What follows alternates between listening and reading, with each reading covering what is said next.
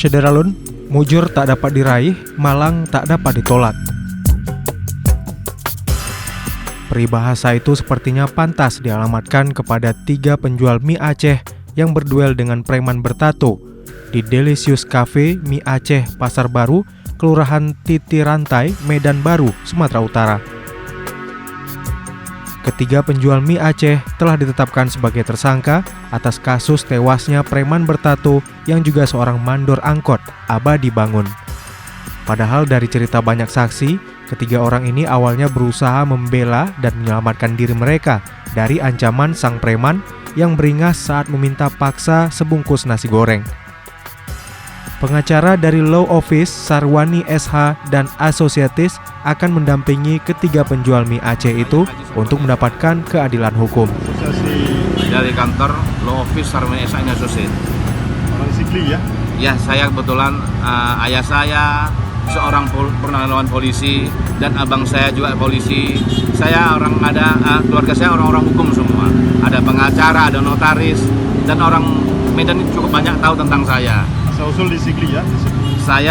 Ayah saya orang Tiro Turusep, mak saya Ujung Rimba Menasabaro Sigli.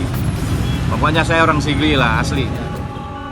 Berikut penuturan Haji Sarwani tentang kronologis kejadian tersebut. Mensrea atau perbuatan jahat itu dari mana awalnya datangnya? Dalamnya kan nyata oleh Abadi Bangun.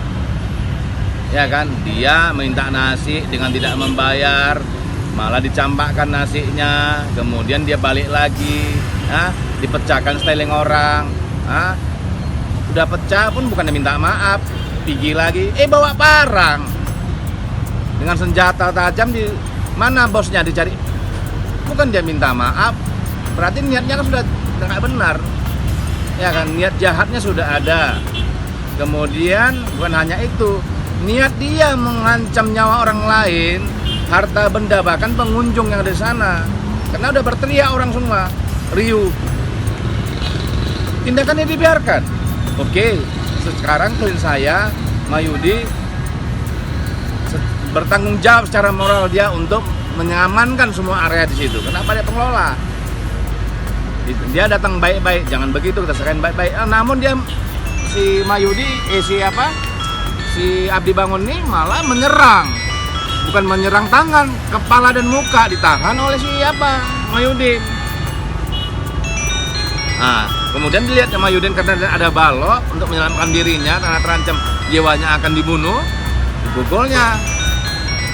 Kena leher, terjatuh. Habis itu pergi si Mayudi, dan tangannya berdarah. Untuk melihat tangannya dan menyelamatkan dirinya. Sedangkan terhadap yang lain, setelah adanya Mursalin dan Agus Salim, ada massa. Saya tidak menuduh, tapi massa pasti tahu di sana.